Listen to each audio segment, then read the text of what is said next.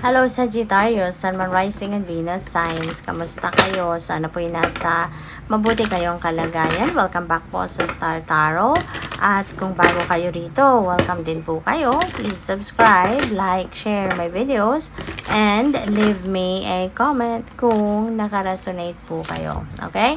So, first card ninyo, compromise, Sagittarius. There is going to be some compromise na papasukin ng iba sa inyo. And maaari, na yung compromise na to, ito na yung may isip ninyong gawin in order for you to fix, kung ano man ang klaseng sigalot or hindi ninyo pagkakaintindihan with another person dito.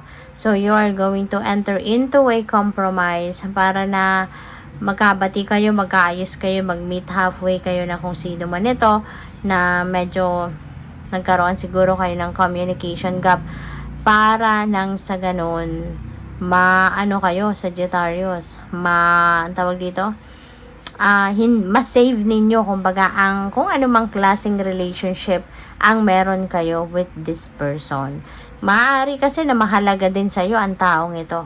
Kaya ayaw mo na mawala, magkasira kayo because you don't want to let go of this person sa buhay mo. At gusto mo na, sige lang, okay na sa'yo na mag-compromise kayo. Diba?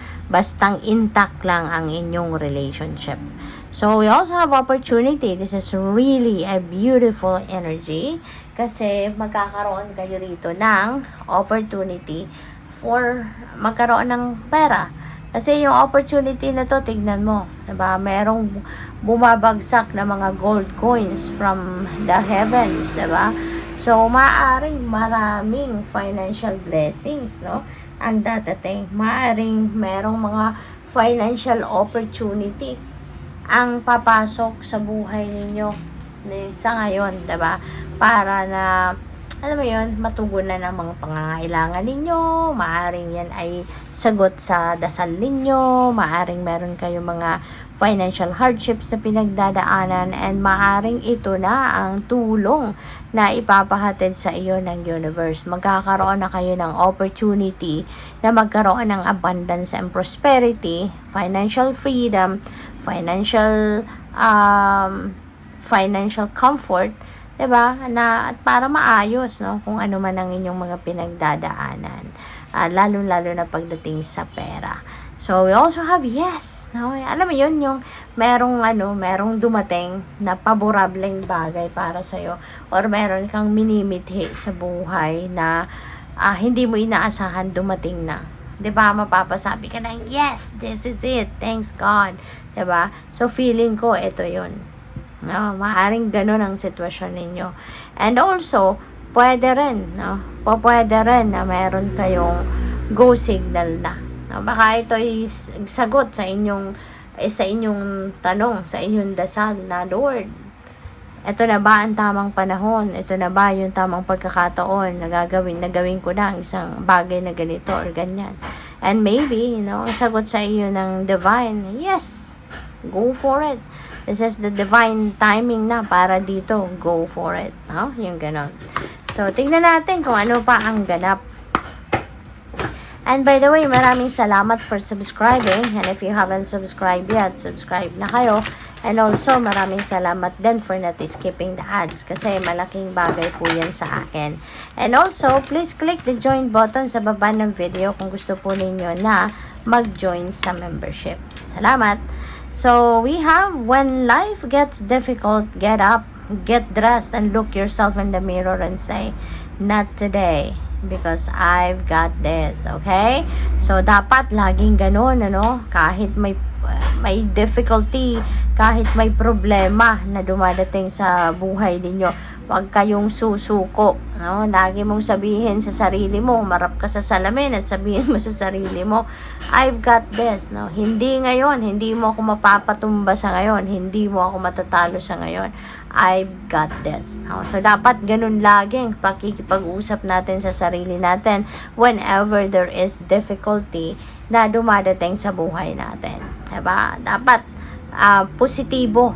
Okay? Positibo ang mindset, ang approach natin sa buhay para mas mabilis pumasok yung mga solusyon, mabilis pumasok yung magandang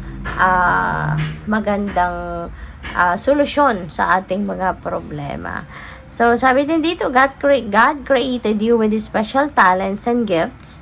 Embrace your uniqueness sa you are extraordinary. So, this is a reminder para sa'yo na si God, create ka at binigyan tayong lahat.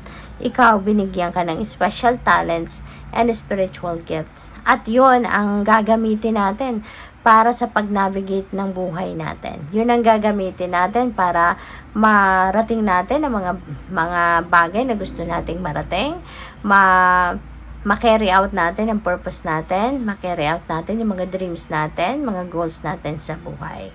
Okay? And we are all unique. No? Always remember that you are unique. I am unique. We are all unique from each other. Kaya hindi natin kailangan na ikumpara ang sarili natin from other people. Huwag nating ikumpara yung success nila, no, success ng ibang tao sa sitwasyon natin, sa success na nakamit natin. Hindi natin kailangan gawin yon kasi meron tayong uniqueness, no, sa bawat isa. Hindi tayo pare-parehas. Okay? Kanya-kanya tayo ng path na dinadaanan, iba-iba yung timing sa buhay, iba-iba ang pinagdadaanan natin. Kaya hindi po pwedeng magkukumpara tayo. So, we have some days, it's more difficult to find something positive. So, keep looking, it's there. No? Reminder din ito para sa inyo na lalo-lalo na kung may problema tayo. 'Di ba? Parang para sa iba nahihirapan ang iba sa inyo na hanapin ang positive aspect sa inyong sitwasyon, 'di ba? Pero it doesn't necessarily mean na nahihirapan kang hanapin ang positibong aspeto sa inyong sitwasyon. Hindi ka na magtatagumpay sa pag-solve ng problema. It doesn't necessarily mean, 'di ba, na wala ng solusyon ang problema. 'Di ba? Lahat ng difficult situation sa buhay natin, merong corresponding positive aspect to it. Meron corresponding silver lining ang bawat sitwasyon sa buhay na mahirap. At yun ang kailangan nating hanapin. Let's find out, no, kung ano yung positibong aspeto sa problema na yan. Kasi for sure, there is a positive aspect to each difficulty sa buhay natin. At yun ang gagamitin natin para mas ma-motivate tayo, ma-inspire tayo na hanapin ang solusyon sa ating problema. Okay? Kaya huwag kayong mawala ng pag-asa. Alright? Huwag kayong malunod, no, sa thought na meron kayong problema. Kasi in the first place, lahat ng problema may solusyon. At yung silver lining na sinasabi ko, no, sa difficult situation, yun ang magiging susi mo para mahanap mo yung solusyon. Kasi yung silver lining na yun ang mag-i-inspire sa'yo, yun ang magpupush sa'yo na hanapin ang solusyon sa inyong mga problema. Okay? Good luck po. Thank you for watching. Love and light. Namaste.